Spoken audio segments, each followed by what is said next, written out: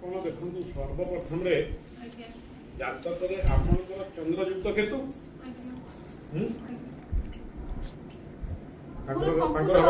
ଚନ୍ଦ୍ରଯୁକ୍ତ କେତୁ ମାନେ ଆଜ୍ଞା ପୁରା ये सब नाट आउ ये सब गमा तो छाड़ ये जो मुंडे सब पड़े रखी ना भूत गुड़ा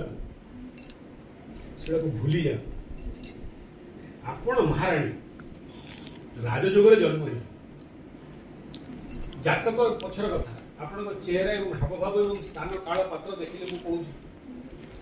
जातक खराब थे एड़ी बड़ राजवास घर में था कि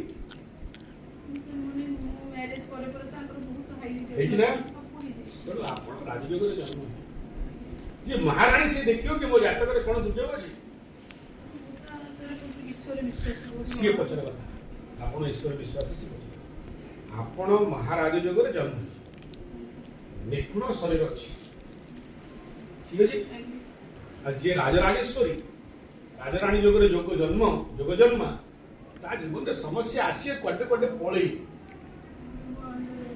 तेणु ये सब मुंडे पुरेले मो वास्तु खराब अच्छी मो ग्रह खराब अच्छी मोर केतु पावर अच्छी मो चंद्र को माटी बसची जदि खराब था आप सीधा सीधा लोक को घर खंडे मिलूनी प्लास्टिक छपर घर रोज घर गले गोटे खाद्य मिले आप आठटा खाद्य देले पुणी डाकिले डाइनिंग को आस बोली मिलू तो माँ अन्नपूर्णा दूसरी चिंता कहीं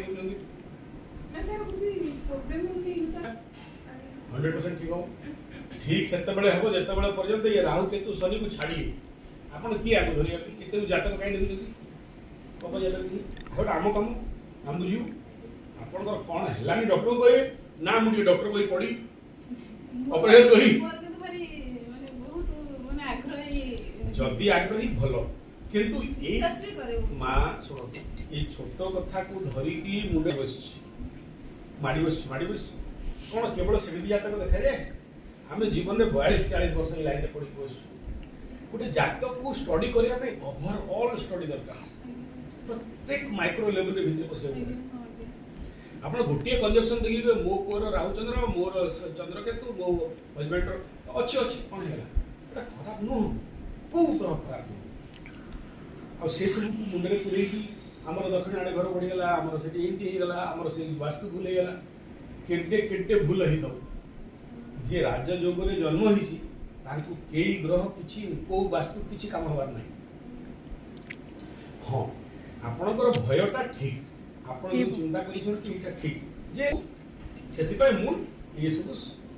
संशोधन करी।